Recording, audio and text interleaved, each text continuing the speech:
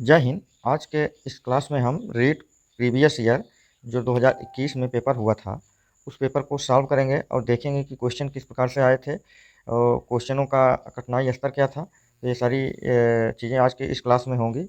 जो लोग अभी वीडियो को देख रहे हैं क्लास को शेयर कर दीजिए, वीडियो को शेयर कर दीजिए, वीडियो को पूरा अंत तक देखिएगा।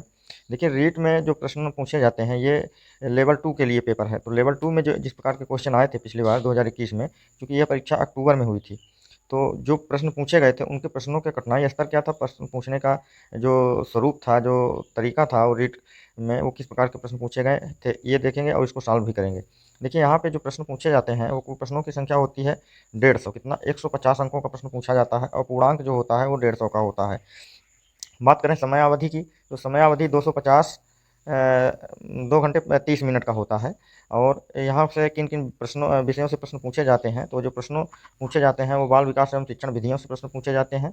अब यहाँ पे 30 प्रश्न रहेंगे। और फिर उसके बाद आपका जो है लैंग्वेज से, लैंग्वेज में हिंदी, अंग्रेजी, संस्कृत और उर्दू, यहाँ पे भी 30 प्रश्न होंगे। और फिर हमारा आपका अगला आता है लैंग्वेज सेकंड में। तो लैंग्वेज सेकंड में आपका जो है संस्कृत, हिंदी, अंग्रेजी, संस्कृत, उर्दू में से कोई एक। उसके बाद बात करें आपका स्पेशलाइजेशन की, तो जो गणित विज्ञान से संबंधित अभ्यर्थी हैं वो गणित विज्ञान, जो सामाजिक विज्ञान से संबंधित अभ्यर्थी हैं सामाजिक विज्ञान।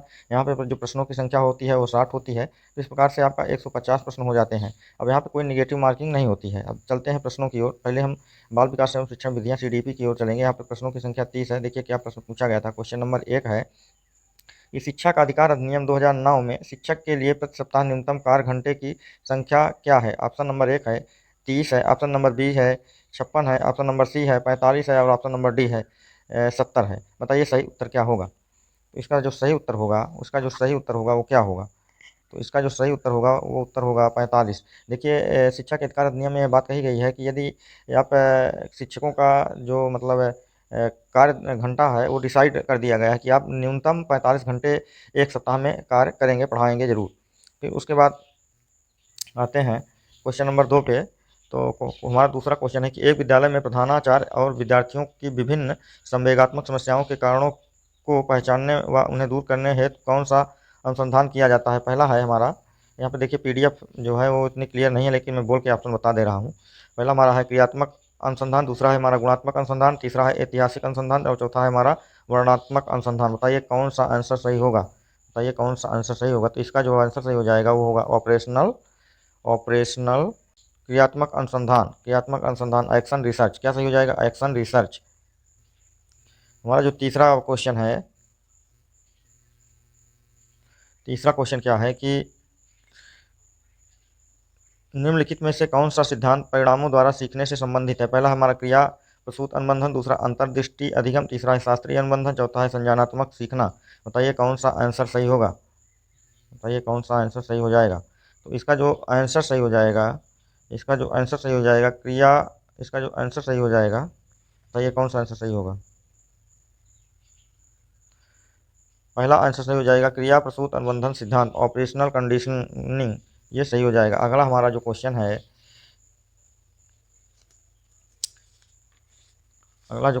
वो है कि वर्तमान में जब हम वर्तमान स्कीमा का प्रयोग बाह्य जगत के विश्लेषण हेतु करते हैं तब उसे कहा जाता है। क्या कहा जाता है? पहला है आत्मीकरण, दूसरा है संबंध, तीसरा है अनुकूलन और चौथा है संतुलन। बताइए कौन सा ऑप्शन सही हो जाएगा। तो इसका जो ऑप्शन सही हो जाएगा वो हो जाएगा आत्मीकरण। अगला क्वेश्चन है कि निम्नलिखित में से कौन सी प्रक्षेपी परीक्षण की विशेषता नहीं है। निम्नलिखित में से कौन से प्रक्षेपी परीक्षण की विशेषता नहीं है। पहला है अस्पष्ट उद्दीपक, दूसरा है अनुक्रिया की स्वतंत्रता, तीसरा है व्यक्तिपरक परीक्षण और चौथा है वस्तुनिष्ठ व्याख्या। बताइए कौन सा ऑप्शन सही हो जाएगा। तो जो इसका ऑप्शन सही हो जाएगा वस्तुनिष्ठ व्याख्या। अगला क्वेश्चन है निम्नलिखित में से कौन सी विशेषता प्रतिभावान विद्यार्थी की है। पहला है यदि कक्षा की गतिविधियाँ अधिक चुनौतीपूर्ण नहीं है तो वह कम प्रेरित अनुभव करता है और ऊब जाता है। दूसरा है आक्रामक और कुंठित हो जाता है। ऑप्शन नंबर सी है वह रस्सी व्यवहार करता है जैसे हाथ थपथपाना हिलाना। और ऑप्शन नंबर डी है वह बहुत ही तुनक मिजाजी होता है। बताइए ऑप्शन कौन सा सही हो जाएगा। तो इसका जो है पहला ऑप्शन सही हो जाएगा। अगला क्वेश्चन है कि देखिए PDF में क्लियर नहीं आ पाया है, फिर भी पढ़ के बता दे रहे हैं। विशेष आवश्यकता वाले बच्चों को शामिल करना। पहला है ऑप्शन ए अवास्तविक लक्ष्य है, दूसरा विद्यालयों पर भार बढ़ा देता है, तीसरा है शिक्षक के प्रति दृष्टिकोण विषय वस्तु और धारणा परिवर्तन की अपेक्षा रखता है, चौथा है इनमें अक्षमता ना हो, उन्हें उन बच्चों के लिए हानिकारक है। तो इसका जो ऑप्शन सही हो जाएगा वो ऑप्शन तीसरा सही हो जाएगा, शिक्षा के प्रति दृष्टिकोण विषय वस्तु और धारणा परिवर्तन की अपेक्षा रखता है। अगला हमारा जो क्वेश्चन है वो है समस्या समाधान नहीं है। पहला है लक्ष्योन्मुखी, दूसरा है एक कौशल है जो सीखा जा सकता है, जिसका अभ्यास किया जा सकता है, तीसरा है समझ और क्रमिक चरणों के प्रयोग पर आधारित है, चौथा संगीत संबंधी व्यवहार के बारे में। बताइए कौन सा ऑप्शन सही हो जाएगा। तो इसका जो ऑप्शन सही हो जाएगा वो ऑप्शन डी सही हो जाएगा, संगीत संबंधी योग्यता के बारे में। अगला हमारा क्वेश्चन है कि प्रासंगिक अंतर्बोध परीक्षण व्यक्तित्व को मापने की, पहला है आत्मनिष्ठ विधि है, दूसरा वस्तुनिष्ठ विधि है, तीसरा प्रक्षेपी विधि है, चौथा प्रयोगात्मक विधि है। तो इसका जो आंसर सही हो जाएगा वो प्रक्षेपी विधि है।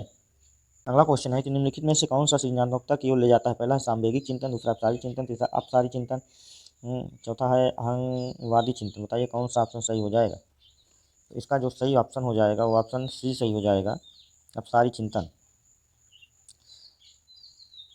यदि बालक की वास्तविक आयु 13 वर्ष हो और मानसिक आयु 14 वर्ष हो तो बुद्धि लब्धि क्या होगी। देखिए इसको बुद्धि लब्धि निकालने का सबसे बढ़िया सूत्र है कि इसमें एक आता है कि मानसिक आयु बटे वास्तविक आयु गुणे 100, बुद्धि लब्धि बराबर मानसिक आयु बटे वास्तविक आयु अपान 100, मतलब C M A upon C A multiply 100। अब इसका जो सही आंसर हो जाएगा वो क्या होगा। तो इसका जो सही आंसर हो जाएगा, अब इसमें दे रहा है कि 13 वर्ष और 14 वर्ष, तो हमको वास्तविक आयु भी पता है, मानसिक आयु पता है और उसकी बुद्धि लब्धि निकालना है, वो सीधा सीधा फार्मूले पर रख देंगे। तो इसका जो सही आंसर हो जाएगा वो बी सही हो जाएगा, 107.69।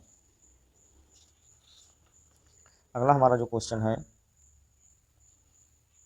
कि सीखने का क्लासिकल कंडीशनिंग सिद्धांत का प्रतिपादन किया था स्किनर ने, पावलाव ने, थॉर्नडाइक ने, कोहलवर्ग ने। तो इसका कौन सा सही हो जाएगा। तो इसका हो जाएगा पावलाव। क्या हो जाएगा, पावलाव।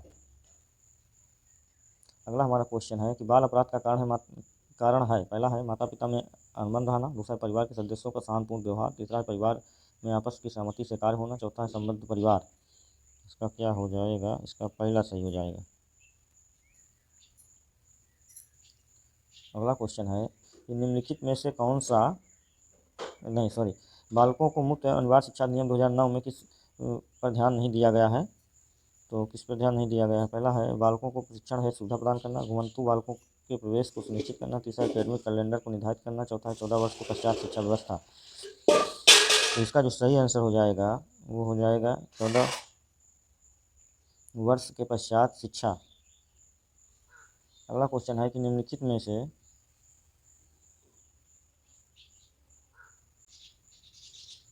से कौन सा चरण सोच का क्रियात्मक अनुसंधान बनाता है। पहला कल्पनाओं का निर्माण, तीसरा प्रोग्राम का क्रियान्वयन मूल्यांकन, सामान्यीकरण, साहित्य का पुनर्परीक्षण। ऑप्शन इसका कौन सा सही हो जाएगा। तो इसका बी सही हो जाएगा। अगला क्वेश्चन है अल्बर्ट बंडूरा के अनुसार निरीक्षणात्मक अधिगम हेतु 4 परिस्थितियाँ आवश्यक हैं, इन परिस्थितियों का सही क्रम क्या होगा।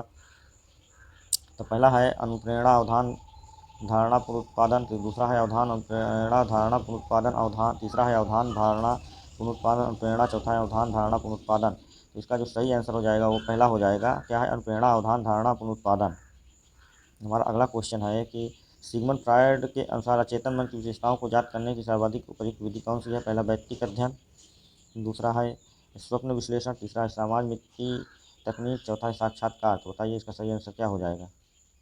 तो इसका जो सही आंसर हो जाएगा स्वप्न विश्लेषण, ड्रीम एनालिसिस।